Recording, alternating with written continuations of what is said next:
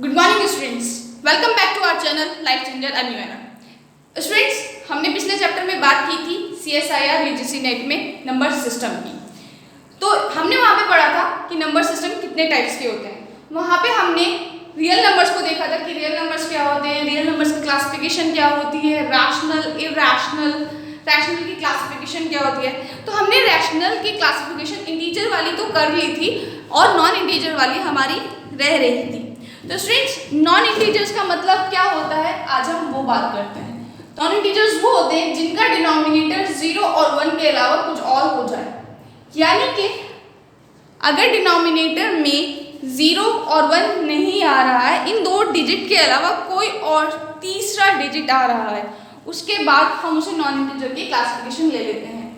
यानी कि मैं एक एग्जांपल बता दूं आपको इसका, ये हो गया आपका 19/20, या फिर आप इसको 20/3 भी ले सकते हैं। तो यहाँ पे अगर आप देखो दोनों ही एग्जाम्पल में हमारा जो आ रहा है डिनोमिनेटर वो 1 और 0 नहीं है। तो 1 और 0 अगर आपका डिनोमिनेटर नहीं आता है तो हम उसे नॉन इंटीजर्स में क्लासिफाई करते हैं। ये तो थी बात नॉन इंटीजर्स की। नॉन इंटीजर्स भी आगे क्लासिफाई हुआ है दो पार्ट में। वो दो पार्ट क्या है वो देख लेते हैं। तो यहाँ पे आपका जो नॉन इंटीजर्स होते हैं वो दो पार्ट में ये है। एक पार्ट तो इसका कहलाता है फ्रैक्शन और दूसरा पार्ट इसका कहलाता है नॉन फ्रैक्शन। फ्रैक्शन और नॉन फ्रैक्शन हम क्यों कह रहे हैं? फ्रैक्शन भी p/q की फॉर्म में होता है, नॉन फ्रैक्शन भी p/q की फॉर्म में होता है। डिफरेंस इन दोनों में इतना रहेगा कि फ्रैक्शन हमेशा पॉजिटिव होता है, नॉन फ्रैक्शन नेगेटिव होता है। तो स्टूडेंट्स, यहाँ से हमें एक स्टेटमेंट और क्लियर हो जाती है कि हमारा जो रैशनल नंबर है और फ्रैक्शन है दोनों ही सिमिलर है, बट फ्रैक्शन हमेशा पॉजिटिव होता है। फ्रैक्शन भी p/q की फॉर्म में आएगा, रैशनल नंबर भी p/q की फॉर्म में आएगा, बट फ्रैक्शन हमेशा पॉजिटिव होता है और नॉन फ्रैक्शन नेगेटिव होता है, और रैशनल नंबर पॉजिटिव और नेगेटिव दोनों हो सकता है। इसलिए हम इसको इस क्लासिफाई में कर रहे हैं। इस बात करते हैं कि फ्रैक्शंस भी आगे क्लासिफाई हैं आपके 3 पार्ट में। फर्स्ट जो आपका क्लासिफिकेशन है फ्रैक्शन की वो है proper fraction, second is improper fraction and third is mixed fraction. ये 3 टाइप में फ्रैक्शन आ जाता है। प्रॉपर फ्रैक्शन अगर न्यूमरेटर छोटा है और डिनोमिनेटर है बड़ा, यानी कि numerator is less than denominator, तो उस कंडीशन में हम इसे क्या कहेंगे कि एक प्रॉपर फ्रैक्शन है।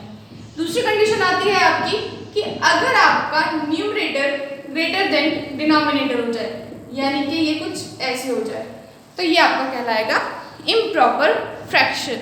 अब बात करते हैं मिक्स्ड फ्रैक्शन क्या होगा। मिक्स्ड फ्रैक्शन अगर आपका कुछ इस टाइप में आ जाए, होल की फॉर्म में आ जाए, 2 होल 1/2, तो ये आपका मिक्स्ड फ्रैक्शन कहलाता है। स्टूडेंट्स, हम मिक्स्ड फ्रैक्शन को इम्प्रॉपर और इम्प्रॉपर को मिक्स्ड फ्रैक्शन में कन्वर्ट कर सकते हैं। जैसे कि आप अपने बोर्ड पर देख रहे हो 5/2 है हमारे पास, और जब हम उसे डिवाइड करेंगे 5 को 2 से तो 2 to the 4 आएगा, रिमाइंडर हमारे पास बचेगा 1। मिक्स्ड फ्रैक्शन को सॉल्व कैसे करते हैं ये आपने करा हुआ भी होगा, लेकिन मैं आपको फिर भी एक बार बता देती हूँ। हम इसको क्या करते हैं 2 × 2 + 1 करके लिख देते हैं, तो ये हो जाता है आपका 5/2। तो आपका मिक्स्ड फ्रैक्शन इम्प्रॉपर और इम्प्रॉपर मिक्स्ड फ्रैक्शन में इस तरीके से कन्वर्ट हो जाता है। तो प्रॉपर फ्रैक्शन वो होता है जिसका न्यूमरेटर छोटा हो डिनोमिनेटर से, इम्प्रॉपर फ्रैक्शन वो होता है जिसका न्यूमरेटर बड़ा हो डिनोमिनेटर से, और मिक्स्ड फ्रैक्शन जिसे हम होल में लिखें वो आपका मिक्स्ड फ्रैक्शन कहलाता है। तो ये बात थी आपकी फ्रैक्शन की। नॉन फ्रैक्शन की अगर मैं बात करूँ तो नॉन फ्रैक्शन में आपके जितने भी नेगेटिव नंबर्स हैं वो सारे नेगेटिव नंबर्स नॉन फ्रैक्शन में हम काउंट कर लेते हैं, और स्टूडेंट्स उसमें भी हम एक तरीके से कैटेगरी प्रॉपर, इम्प्रॉपर और मिक्स्ड की बना सकते हैं। तो नॉन फ्रैक्शन को आपको अलग से स्टडी नहीं करना है। ये एक छोटा सा जो माइनर क्लॉज आ जाता है यहाँ पे कि क्या हर फ्रैक्शन रैशनल नंबर होता है, ये स्टेटमेंट ट्रू है या फॉल्स है। तो ये स्टेटमेंट तो आपकी ट्रू कहलाएगी क्योंकि हर फ्रैक्शन रैशनल नंबर होता है। बट अगर यही स्टेटमेंट हम इसकी रिवर्स कर दें कि क्या हर रैशनल नंबर फ्रैक्शन होता है, तो ये स्टेटमेंट हमारी फॉल्स हो जाएगी, क्योंकि यहाँ पे जो फ्रैक्शन नंबर है, फ्रैक्शन नंबर सिर्फ और सिर्फ पॉजिटिव होता है, फ्रैक्शन नंबर नेगेटिव नहीं होता है।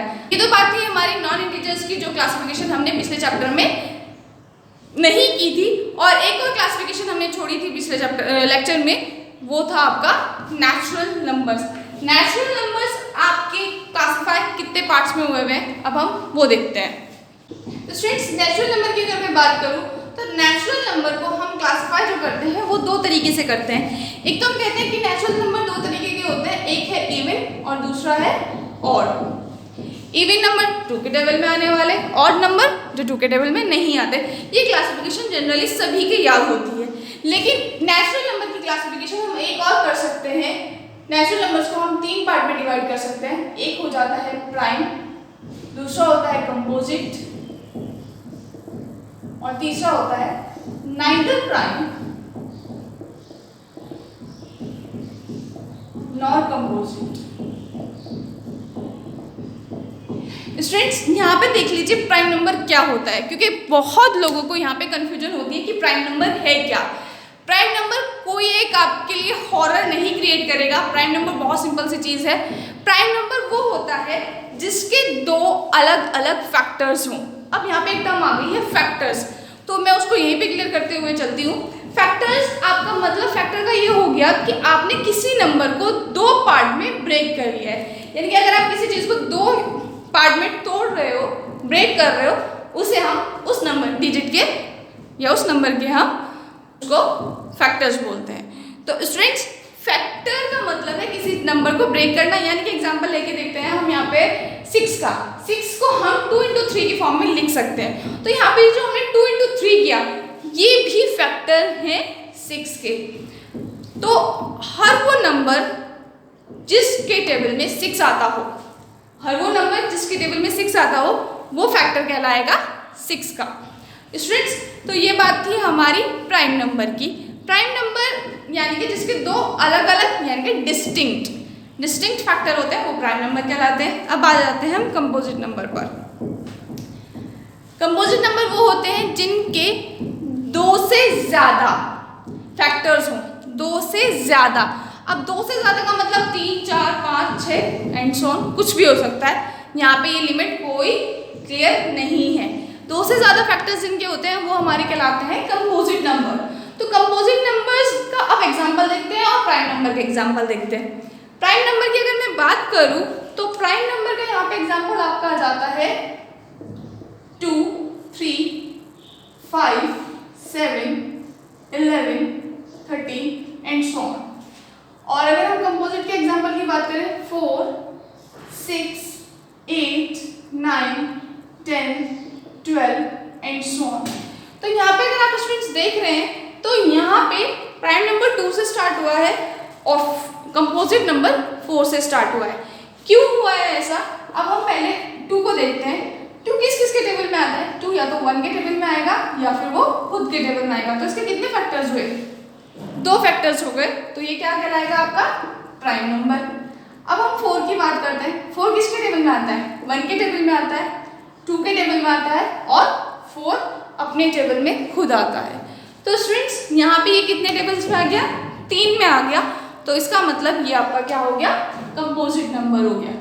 तो ये आपका कंपोजिट नंबर हो गया और प्राइम नंबर हो गया। अब आप कहोगे कि यहाँ पे 2 से स्टार्ट हो रहा है, 4 से स्टार्ट हो रहा है, तो भाई 1 कहाँ गया? तो 1 कहीं नहीं गया है। 1 आपका ना तो प्राइम नंबर में आता है ना ही कंपोजिट नंबर में आता है। तो ये जो हमने neither prime nor composite key category बनाई है, इसमें सिर्फ और सिर्फ एक ही डिजिट आएगा और वो होगा 1। तो 1 है आपका जो ना तो प्राइम होता है और ना ही कंपोजिट होता है। स्टूडेंट्स, इसमें 2 सिर्फ और सिर्फ एक ऐसा इवन नंबर है जो कि प्राइम है। इसके अलावा और कोई भी नंबर प्राइम नंबर नहीं है। सिर्फ 2 ही प्राइम नंबर है आपका, बाकी और कोई भी प्राइम नंबर नहीं है इवन नंबर्स में। तो अगर आपसे यहाँ पे क्वेश्चन आ जाए कि इवन प्राइम नंबर बताओ, तो उसका आंसर आपका 2 होता है। तो ये तो बात थी हमारी, हमने नेचुरल नंबर्स को 2 पार्ट में 2 क्लासिफिकेशन की इवन और प्राइम और composite and neither prime nor composite key. तो ये तो नेचुरल नंबर हमारा यहाँ पे कंप्लीट हो जाता है। इसके बाद दो टर्म्स हमारी और हैं नंबर सिस्टम में, हम उन्हें देख लेते हैं कि वो क्या है। एक आपने सुना होगा टर्म कोप्राइम की, कि कोप्राइम भी कुछ होता है। तो स्टूडेंट्स ये कोप्राइम क्या होता है? कोप्राइम, आई होप कोप्राइम को कराने से पहले एक कंसेप्ट आता है हाईएस्ट कॉमन फैक्टर का। होप आप लोगों को वो पता होगा। अगर आपको नहीं पता है, उसमें कुछ भी कंफ्यूजन है, तो आप हमें कमेंट सेक्शन में कमेंट छोड़कर हमसे क्वेरी ले सकते हैं। और आप हमें फेसबुक और इंस्टाग्राम पर भी अपने क्वेरी दे सकते हैं। अगर आपको कोई भी प्रॉब्लम आ रही है हमारे किसी भी सेक्शन में, आप हमसे फेसबुक और इंस्टाग्राम पर कांटेक्ट कर सकते हैं। हम 24/7 आपके लिए अवेलेबल रहेंगे। तो हम बात कर रहे थे कोप्राइम की। कोप्राइम, अगर आपके पास एक पेयर है नंबर्स का, सपोज एक मेरे पास है 2 और एक डिजिट है मेरे पास 7, ये 2 डिजिट है मेरे पास, इनका पेयर है मेरे पास। हमेशा कोप्राइम पेयर के नंबर्स में आप बता सकते हैं। अगर आपके पास 2 डिजिट है तो वो कोप्राइम होंगे या नहीं होंगे, हम यही बता सकते हैं। आपसे अगर कोई पूछे कि 2 कोप्राइम होगा तो ये क्वेश्चन ही गलत है, क्योंकि हम एक डिजिट में कोप्राइम की बात नहीं कर सकते हैं। तो यहाँ पे हम बात कर रहे थे पेयर में होना चाहिए हमारे पास नंबर, और 2 और 7 कोप्राइम है या नहीं है। तो स्टूडेंट्स, इससे पहले मैंने आपको HCF की बात की। अगर इन दोनों का HCF 1 आ रहा है, जो कि इन दोनों का HCF 1 ही है, यानी कि दोनों में सिर्फ और सिर्फ 1 के टेबल के अलावा और कुछ कॉमन नहीं है। तो अगर इन दोनों का HCF 1 है तो ये कोप्राइम होंगे, जो कि इन दोनों का HCF हमारा 1 आ रहा है। तो इन दोनों का HCF 1 होने की वजह से ये आपका क्या हो गया? ये कोप्राइम हो गए। स्टूडेंट्स, यहाँ पे मैंने ये दोनों प्राइम नंबर्स दिए, बट ऐसा कुछ नहीं है कि प्राइम नंबर ही हमारे कोप्राइम होंगे। अगर हम एग्जांपल ले लेते हैं 12 और 13 का, इन दोनों टेबल में भी HCF 1 है, इन दोनों नंबर्स का भी HCF 1 है, तो ये भी दोनों कोप्राइम कहलाएंगे। तो जिनका HCF 1 होता है वो आपके कहलाते हैं कोप्राइम नंबर्स। तो स्टूडेंट्स, ये बात थी हमारी नंबर सिस्टम के बारे में। तो उम्मीद करती हूँ कि आपको सारे नंबर्स अच्छे से क्लियर हो चुके होंगे और आपको इसमें कोई प्रॉब्लम नहीं होगी। अब हम बात करेंगे अपने नेक्स्ट लेक्चर में डिविजिबिलिटी रूल की।